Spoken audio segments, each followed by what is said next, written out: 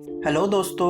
हम सभी के लाइफ में कभी ना कभी कुछ प्रॉब्लम्स आते हैं और हमें लगता है कि ये सब प्रॉब्लम्स दूसरों का प्रॉब्लम्स का कंपैरिजन में बहुत ही बड़ा है और यही स्थिति में हम लोग ज़्यादातर टाइम सरेंडर कर देते हैं या पीछे चले जाते हैं। दोस्तों, आज मैं आप लोगों के साथ एक ऐसा इंसान के लाइफ के एक्सपीरियंस शेयर करूंगा जिनका नाम है डॉक्टर विक्टर के फ्रैंकल, जिन्होंने धरती पर नर्क जैसा स्थिति सहा है और इतना सहने के बाद भी उन्होंने कभी गिव अप नहीं किया, हमेशा एक पॉजिटिव एटीट्यूड रखा और फाइनली मौत को जीत लिया।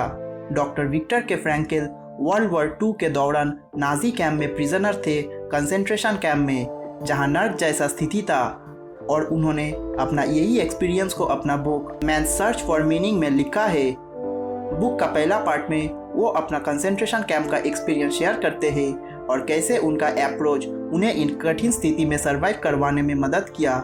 बुक का सेकेंड पार्ट में वो हमें ये कहते हैं कि एक इंसान के लाइफ के मोटिवेशन उनके लाइफ के मीनिंग से ही डिफाइन किया जाता है, और वो हमें लोगोथेरेपी का टेक्निक से ये सिखाते हैं कैसे हम लोग हमारे लाइफ के मीनिंग को सर्च कर सकते हैं। Experience in the concentration camp.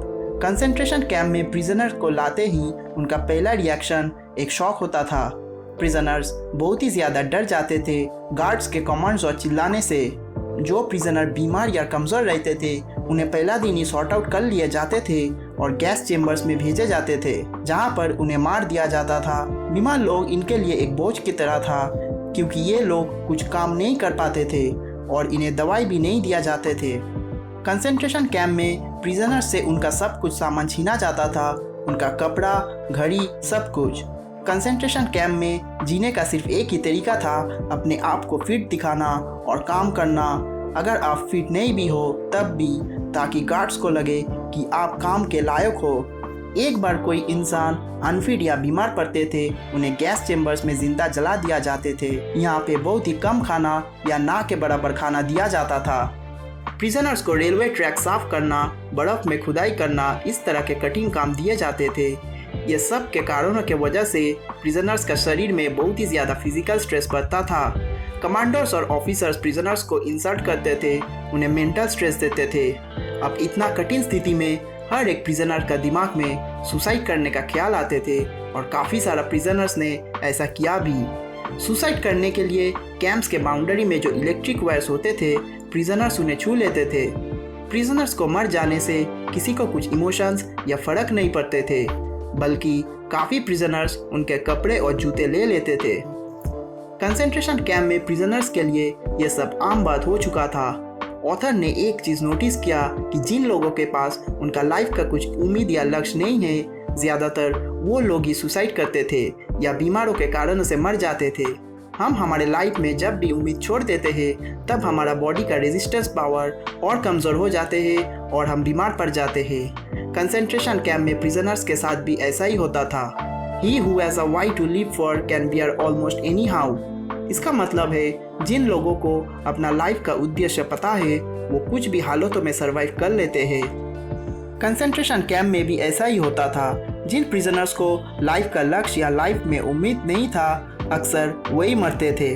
Author concentration camp में आने से पहले एक बुक लिखने के लिए उनका मैन्युस्क्रिप्ट तैयार कर रहे थे, लेकिन जब वो कंसेंट्रेशन कैंप पहुंचे, उनसे सब कुछ छीना गया था और यही दौरान उनसे उनका मैन्युस्क्रिप्ट खो गया।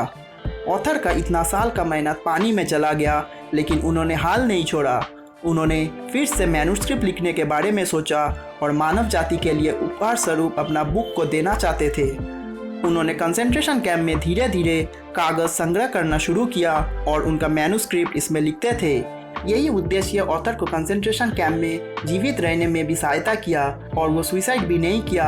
इतना कठिन स्थिति में वो अपना एटीट्यूड को पॉजिटिव रखा। कंसेंट्रेशन कैंप में फ्रैंकल को अपना बीवी से अलग रखा गया था। उनके बीवी को दूसरे कैंप में रखा गया था।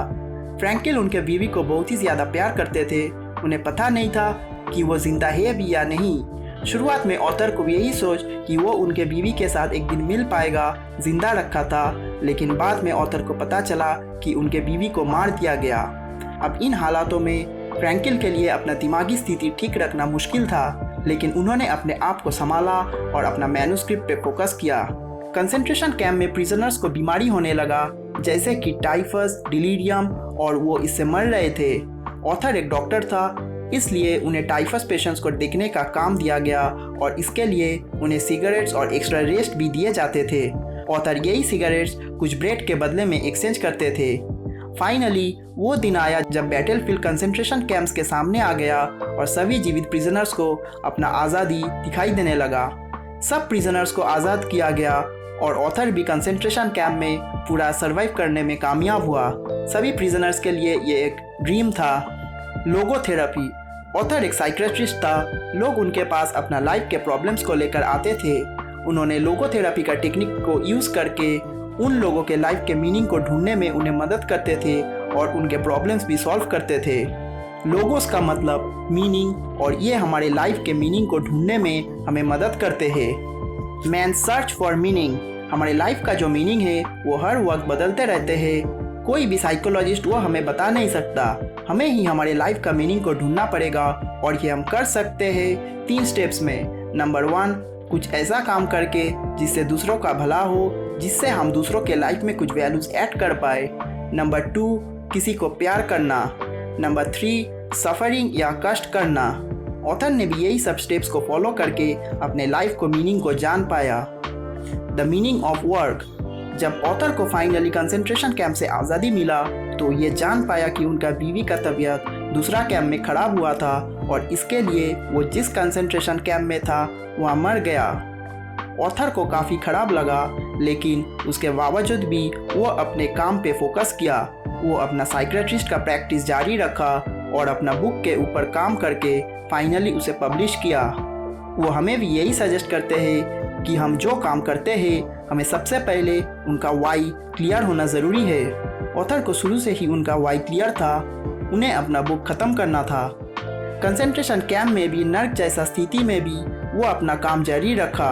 वहाँ से उन्हें आज़ादी मिलने के बाद जब उन्हें पता चला कि उनके बीवी अब इस दुनिया में नहीं रहा, तब भी वो अपने आप को संभाला और अपना वाई पे फोकस किया, जो कि बुक को पब्लिश करना था। The meaning of love. Concentration camp में फ्रैंकिल अपना बीवी के बारे में सोचता था।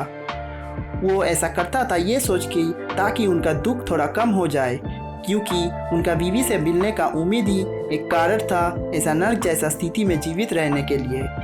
लोगोथेरेपी से इंसान अपना लाइफ का मीनिंग ढूंढ सकते हैं, किसी से प्यार करके भी। The meaning of suffering.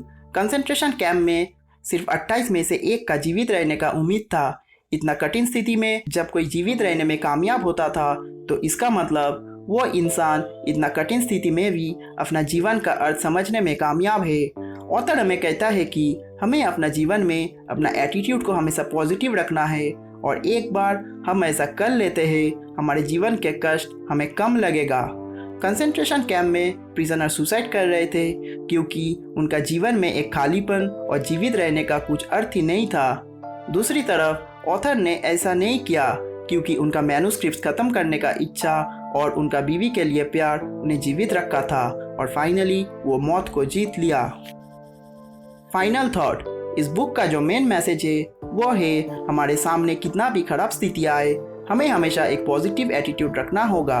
हमें हमारे जीवन का अर्थ ढूंढना होगा और हम उसे लोगोथेरेपी का टेक्निक यूज़ करके वो कर सकते हैं। एक बार इंसान के पास कुछ लक्ष्य या उद्देश्य होता है तो उनका जीवित रहने का उम्मीद ज़्यादा होता है, स्थिति कितना भी ना खराब हो जाए। कंसंट्रेशन कैंप में भी ऐसा ही हुआ था। जिनके पास कुछ उम्मीद नहीं था, पर्पस नहीं था, बिल्कुल खालीपन से डूब गए थे, वही लोग अक्सर बीमार पड़ते थे या सुसाइड कर लेते थे। ऑथर को पहला दिन से ही उनका पर्पस पता था और यही उन्हें लास्ट तक जीवित रखा था। दोस्तों, हमारी आज की बुक समरी यहीं पे ख़त्म होता है।